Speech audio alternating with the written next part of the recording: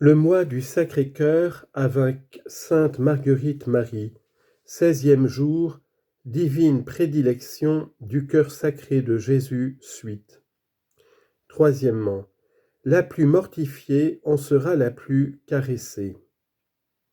La bienheureuse avait, ainsi qu'elle le raconte elle-même, une aversion pour certains aliments. Dès son noviciat, elle résolut pourtant de la surmonter en se disant d'abord « il faut mourir ou vaincre ».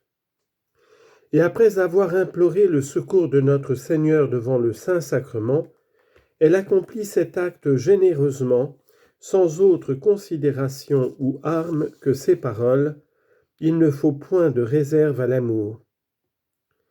Mais l'extrême violence qu'elle dut se faire la rendit malade toute la journée jusqu'au soir, qu'étant en oraison, notre Seigneur lui fit 1000 caresses, la comblant de douceur et de consolation, pour le plaisir qu'il témoignait avoir reçu d'elle par cette mortification qu'elle s'était volontairement imposée pour son amour. Ce fut après ce sacrifice que toutes les grâces et faveurs dont notre Seigneur la gratifiait s'augmentèrent et inondèrent tellement son âme qu'elle était contrainte de s'écrier « Suspendez, ô mon Dieu, ce torrent qui m'abîme, ou étendez ma capacité pour les recevoir. » Il serait impossible de dire jusqu'où la bienheureuse a porté la mortification, tant en maladie comme en santé. On peut dire qu'elle était morte à tous les plaisirs des sens. Pour honorer la soif que notre Sauveur a soufferte sur la croix, elle s'abstenait de boire depuis le jeudi au soir jusqu'au samedi suivant. Elle passa même 50 jours entiers sans boire pour honorer l'ardente soif que le Sacré-Cœur de Jésus avait toujours endurée du salut des pécheurs. Elle avoue avoir trouvé tant de délices dans un acte de mortification héroïque qu'elle pratiqua en servant une malade, qu'elle eût voulu rencontrer tous les jours de semblables occasions pour apprendre à se vaincre et n'avoir que Dieu pour témoin, lequel ne manqua pas de lui témoigner le plaisir qu'il y avait pris. La nuit suivante, il la tint environ 2 ou 3 heures près de la plaie de son côté sacré. Elle dit qu'il lui serait impossible d'exprimer les grâces que celui-ci lui imprima au fond de l'âme. Quatrièmement, la plus obéissante le fera triompher. Pour la retirer, nous lisons dans la vie de la bienheureuse cet exemple de l'obéissance. Pour la retirer de sa grande application à l'oraison, on l'envoyait travailler au jardin, à la cuisine et aux endroits les plus humiliants, jusqu'à aller garder une ânesse dans le verger. On lui fit passer sa retraite de profession dans cet exercice pour modérer le grand brasier de l'amour divin qui la dévorait.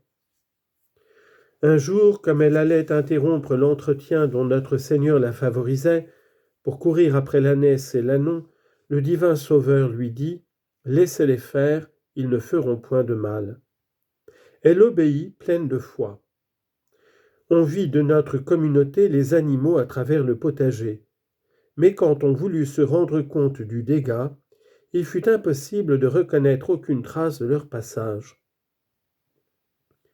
Mon divin maître, dit-elle, me tenait une fidèle compagnie parmi les courses que j'étais obligée de faire incessamment. C'est dans ce temps que je reçus de si grandes grâces que je n'en avais point encore eu de semblables, particulièrement sur le mystère de sa passion. C'est ce qui m'a donné tant d'amour pour la croix que je ne peux vivre un moment sans souffrir.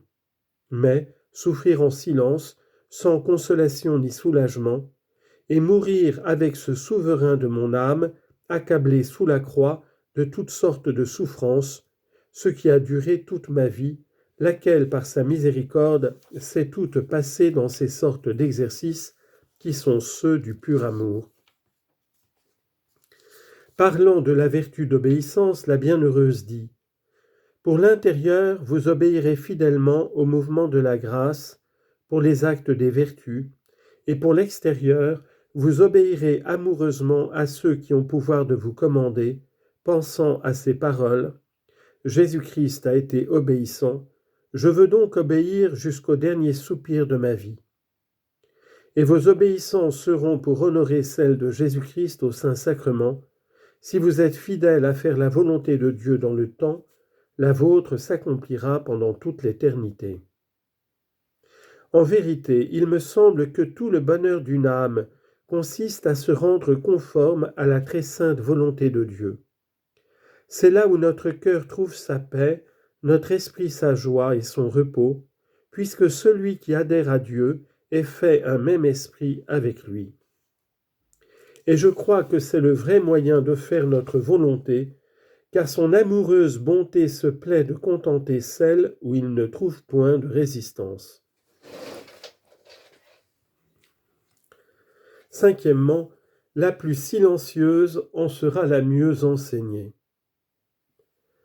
Tenez toujours votre intérieur en silence, parlant peu aux créatures, mais beaucoup à Dieu, par œuvre, en souffrant et agissant pour son amour.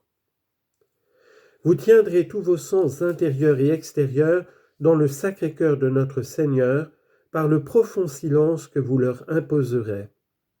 Silence intérieur, par le retranchement de toutes les pensées inutiles et réflexions d'amour-propre pour vous disposer à entendre la voix de l'époux. Silence sur tout ce qui peut vous louer et excuser, blâmer et accuser les autres.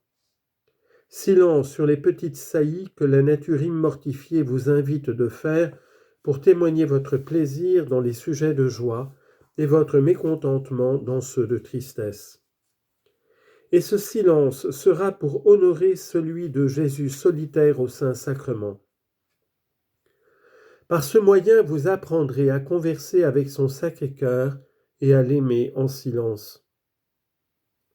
L'amour à notre chère abjection dans le cœur de notre Seigneur Jésus-Christ nous suffit, même pour honorer les mystères de sa sainte mort et passion qu'il désire que nous honorions, gardant ce sacré silence comme lui dans toutes les occasions d'humiliation et de souffrance, car je vous avoue que rien ne me charme tant que celui qui l'a gardé si exactement dans tout le cours de sa passion. N'ouvrons la bouche à son imitation que pour prier pour ceux qui nous affligent. La plus charitable en sera la plus aimée. Vous devez vous rendre douce à supporter les petits ennuis, humeurs et chagrins du prochain, sans vous fâcher des petites contradictions qu'il vous fera. Mais au contraire, lui rendre de bon cœur les services que vous pourrez, car c'est là le vrai moyen de gagner les bonnes grâces du Sacré-Cœur.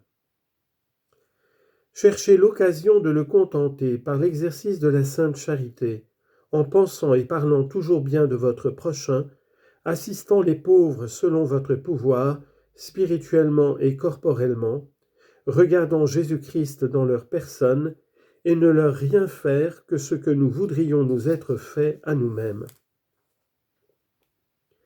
Soyez patiente envers tous, afin de donner la confiance à un chacun, et surtout aux pauvres, de s'adresser à vous dans leurs besoins. Ayez tout le monde pour ami et nul pour ennemi, tant qu'il se pourra, selon Dieu. Un souvenir de l'enfance de la bienheureuse trouve naturellement sa place ici. Notre Seigneur, dit-elle, parlant de ses premières années, me donna un si tendre amour pour les pauvres que j'aurais souhaité n'avoir plus d'autre conversation que la leur. Et il imprimait en moi une si tendre compassion de leur misère que s'il avait été en mon pouvoir, je ne me serais rien laissé. Et lorsque j'avais de l'argent, je le donnais à de petits pauvres pour les engager de venir vers moi, pour apprendre leur catéchisme et à prier Dieu. Et cela faisait qu'ils me suivaient, et quelquefois il y en avait tant que je ne savais où les mettre l'hiver, sinon dans une grande chambre d'où l'on nous chassait quelquefois. Cela me causait beaucoup de mortification, car je ne voulais pas que l'on vît rien de ce que je faisais. Je me sentais une extrême répugnance de voir des plaies, mais il fallut d'abord me mettre à les panser et baiser pour me vaincre, et je ne savais comme il m'y fallait prendre. Mais mon divin maître savait si bien suppléer à toutes mes ignorances qu'elle se trouvait guérie dans peu de temps, sans autre onguent que ceux de sa providence, encore que ses plaies fussent très dangereuses. Mais j'avais plus de confiance en sa bonté qu'aux remèdes extérieurs. Convention d'amour sous forme de prière. Je vous demande, ô mon doux Jésus, de me rendre parfaitement conforme à cette vie de mort à l'égard des sens que vous menez au très saint sacrement, où vous vous rendez obéissant jusqu'à la mort, d'une manière mystique à la seule voix du prêtre, bon ou méchant. Faites donc, ô mon Sauveur, que pour y honorer votre obéissance et anéantissement, je puisse me rendre humble et obéissante selon toute l'étendue de la perfection que vous demandez de moi. C'est pour vous, ô Jésus, que je sacrifie ma liberté et propre volonté à la vôtre très sainte, sans réserve. Je désavoue de mon cœur, je renonce et déteste toutes les vues, répugnances, désagréments et murmures qu'elle me pourra suggérer avec mon orgueilleux amour-propre, sur tout ce qui me sera ordonné ou défendu de faire. C'est ici un pacte que mon cœur fait avec le vôtre sacré, ô mon divin Jésus, de tout faire par amour et par obéissance, et de vouloir vivre et mourir dans cet exercice où je comprends tout ce qui est nécessaire pour ma perfection. Je vous supplie de prendre possession de mon cœur et de tout ce qui vous peut glorifier en moi pour le temps et l'éternité. Amen.